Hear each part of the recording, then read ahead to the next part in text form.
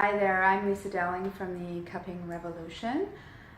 Just popping in here today to have a wee chat with all of you about some recent amazing media that cupping has been receiving.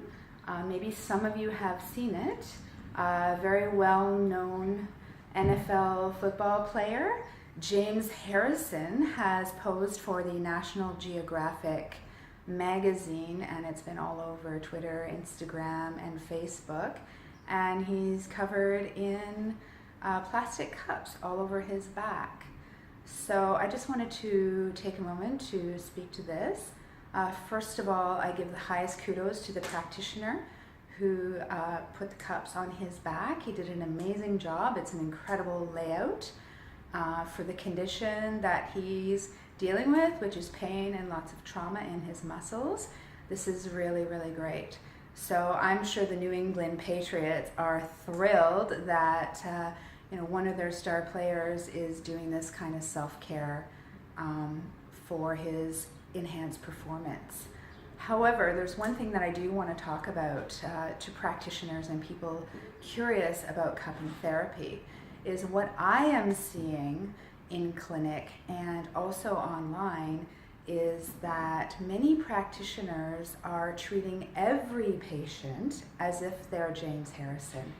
And what I mean by that is really that James Harrison is an elite athlete. We all know that. He takes great care of his body.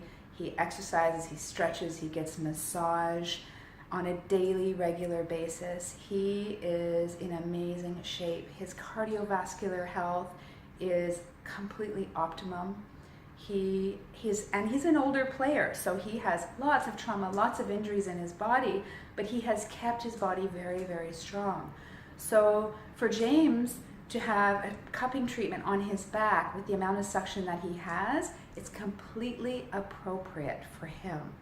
However, unless the client walking into your clinic has the kind of blood circulation, muscle strength, and cardiovascular strength that James Harrison is, that depth of pressure may not be appropriate for your client.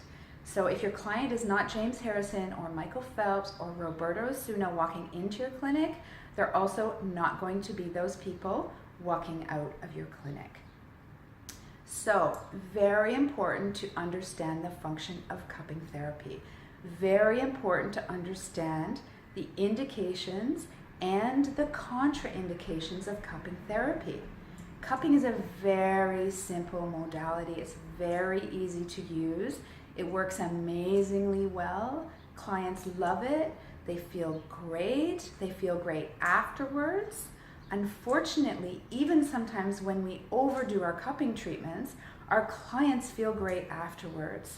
So it's not very good feedback to us to let us know that we've gone too far. The problem is we may not know that we've gone too far, we may not know why we've gone too far, and we may not know the consequences of going too far. And what I say to my students is, it feels great until it doesn't. And when it doesn't, you have big problems. And the big problems I'm talking about are blood clots, major circulation issues, big detoxification, negative treatment reactions, blisters, bleeding, real bruises, not petechia, which are red marks, but real bruises on the body, and pain. These are all signs that the treatment was too strong. So how do you know? Well, the best thing to do really is to take a proper training in cupping therapy so that you understand the reactions in the body when you apply the cups, so that you understand before you even lay the cups down what the most appropriate treatment is, because there's many kinds of cupping. Stationary cupping like we see on James, like we saw on Michael Phelps. There's moving cupping, gliding techniques where we move the cups. There's fast cupping, which is very generating and stimulating. And then there's a few different ones that we can practice that kind of lay in between these techniques that are very condition specific. So this is why we want to take a training. We want to take a proper training, and we can do a training that is specific to how we work. So personally, the Cupping Revolution has a course, Cupping Therapy for Acupuncturists, cupping therapy for manual therapists, and cupping therapy for fitness professionals. So in our fitness professionals course, we're going to focus a little bit more on athletic therapy type cupping and show you how to know when the treatment is appropriate or not appropriate. So the second major issue that I see in cupping therapy, we put our cups on and do our treatment. We take the cups off, and what do we do with our cups afterwards? I keep hearing over and over again, people are washing their cups in soap and water and putting them on another client. This is not a sufficient cleaning and disinfection technique.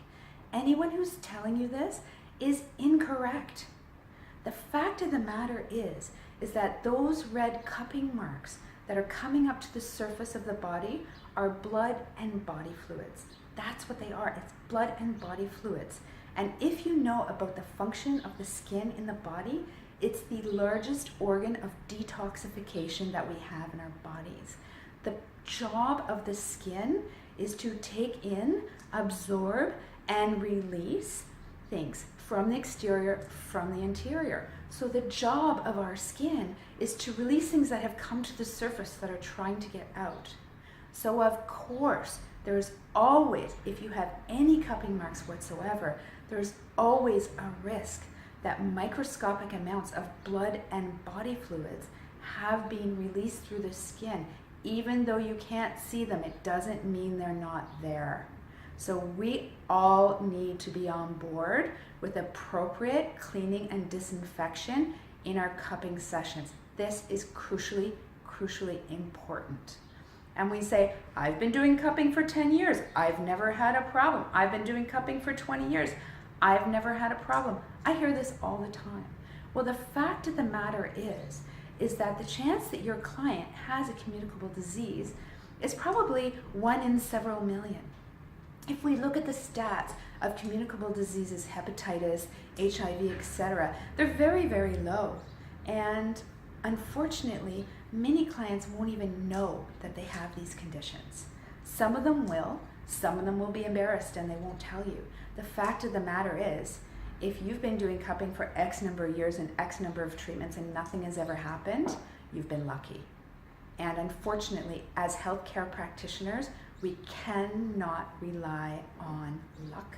We must rely on proper clinical treatment, proper disinfection, proper assessment, and keep the modality of cupping therapy coming up, rising up into the place in the healthcare industry where it deserves to be.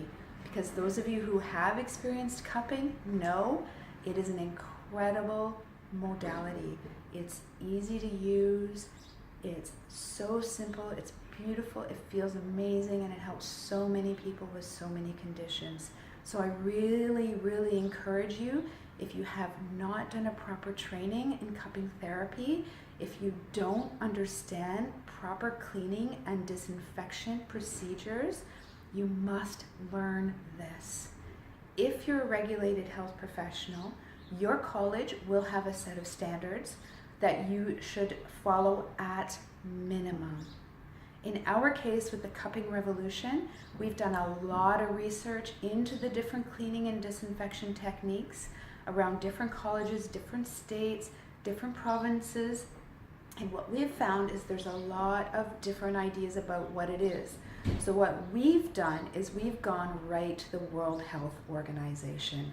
We've contacted them, we've done the research to see what products, what level of disinfection is necessary for cupping therapy. So come see us at thecuppingrevolution.com. Come see our online course, Cupping for Fitness Professionals. Learn how to apply your cups properly. Learn how to know when there's too much suction on your cups.